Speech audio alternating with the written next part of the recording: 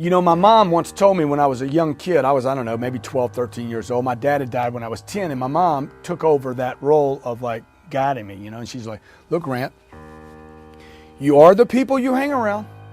You know, at 12 years old, 13, you're going to resist everything. All the wisdom of your parents is resisted. But today, I know it's true. In fact, today, I would take that great statement that my mother made and say, you're not just a product of your environment, you're a product of all that surrounds you and your environment.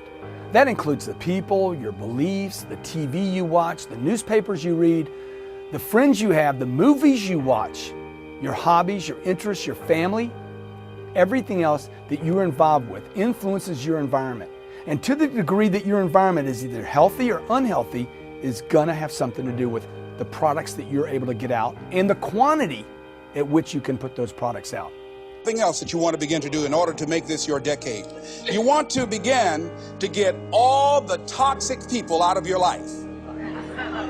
Hello. Energy drainers, get them out of your life. See, ladies and gentlemen, it takes a lot of energy to reach your goal. It takes a lot of emotional, mental, and spiritual energy to reach your goal. And you can run faster with 100 who want to go than with one around your neck.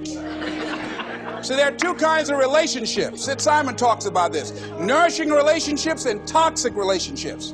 Nourishing relationships are the relationships that inspire you. They motivate you. They bring the best out of you. Toxic relationships are relationships with people that always criticize you. All they can do is find fault. All they can do is just exploit your weaknesses. All they can do is remind you of the mistakes that you've made in the past. These people are bad for your health. Toxic people can run your blood pressure up. One apple can spoil a whole barrel. One negative energy drainer can spoil your whole life. I know people whose lives have been ruined because somebody wasn't good for them. See, there are some people that aren't good for you. Hello? They aren't good for you. You've got to get them out of your life. See, a lot of people put up with a lot of foolishness because they don't want to die by themselves. Here's what I believe. I believe in a one-to-a-box theory.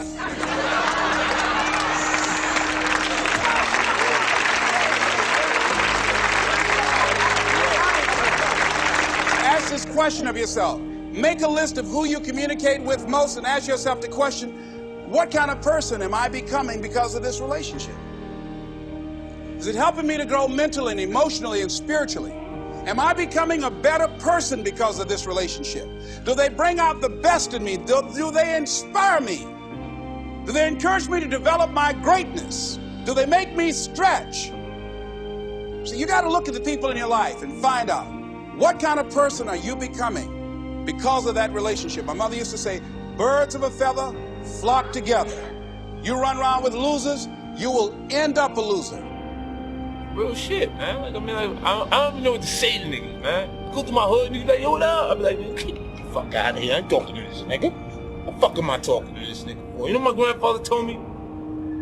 You don't get as far as the motherfuckers you talk to for no reason. You'll be successful as the motherfuckers that you talk to for no reason. What I mean is, if you spending your day talking to a nigga that ain't got nothing going on, what the fuck kind of information can he offer you? Can he help you learn something? Can he teach you something in the conversation? Somebody holler, take me higher. I've been thinking too low. I've been looking too low. I've been asking too low. I've been hanging around people who talk too low. If everybody in your life, you've got to feed them and encourage them, your crowd is too low. If you're the smartest person you hang around, your crowd is too low. If everybody's looking to you for help and answers, your crowd is too low. You need to hang around somebody that intimidates you, that makes you study, that makes you grow, that makes you pray. You need to get around somebody who is higher.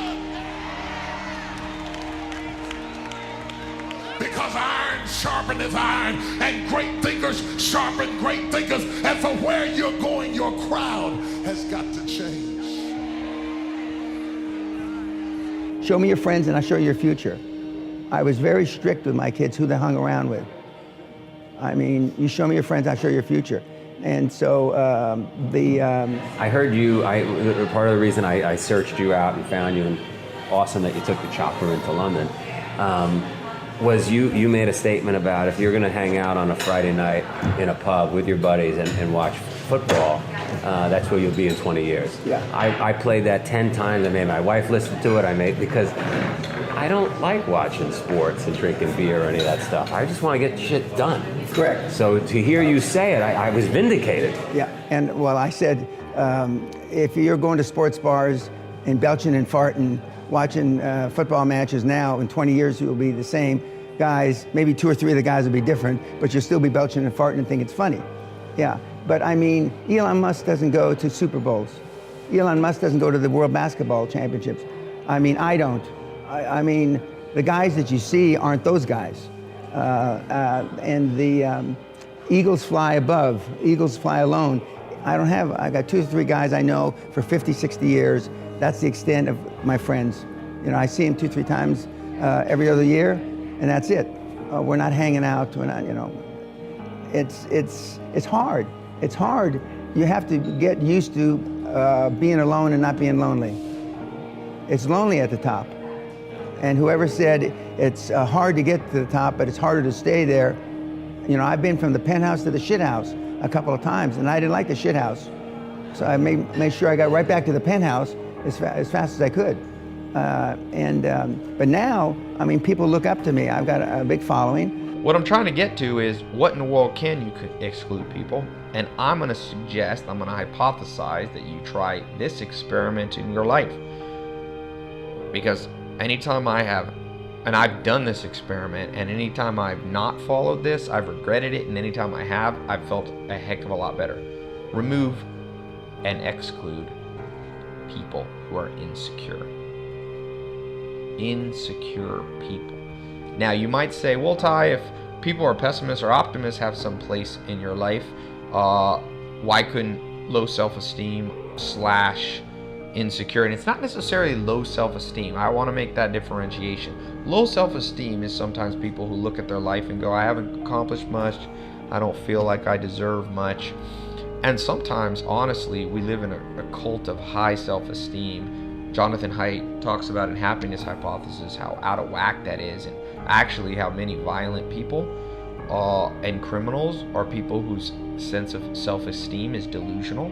They should have lower self-esteem, but they see themselves very high and they become sociopath. The truth is, as Dr. David Buss talks about in this book, in his textbook, he says you should see yourself as you really are. And oftentimes low self-esteem can be a tool to remind you got to work on some things, and then you will earn higher self-esteem. You got to keep it in balance. Some people are off either way. That's not what I want to talk about today.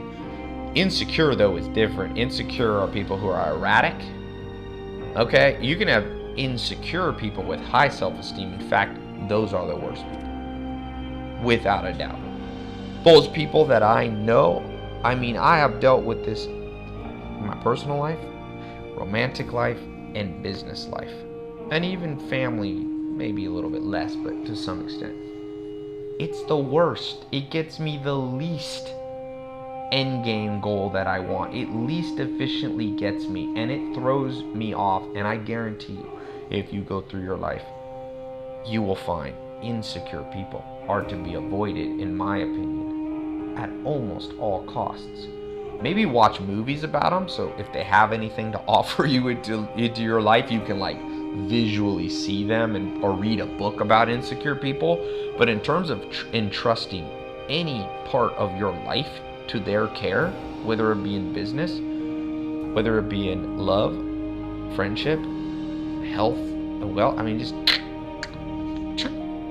I was talking to some friends of yours yesterday, at least they claim to be your friends, high school friends of yours. Yeah. And they were saying that, you know, they all went into different jobs, good paying jobs back then. They would always wonder, like, what's Connor doing? What is he doing? Yeah. He's not making any money. Yeah. He's fighting on these local shows. And they were starting to get a little worried about you. They believed in you, but there was a point where they actually started to doubt you. Yeah. You sense that a lot from people? Like, they were saying, well, come on, when are you going to give this up? Yeah, I don't know. That's the whole thing you just said sounds real American. I don't think the Irish would be. I don't think they were my friends that were saying. They were probably talking shit, but who knows? There's a lot of people going around saying they are my friends, or saying they know me from this, or they live next door, or do this or do that. You know, but really, you know, I don't have that many friends. I have a close circle of people that that I talk to. You know, I don't have many numbers in my phone. Not many. I'd say I could count on 2 hands the amount of people that have my phone number. Wow. You know what I mean? So I have a small circle. I don't like the. You know, everyone's coming out of woodwork lately. You know what I mean? People.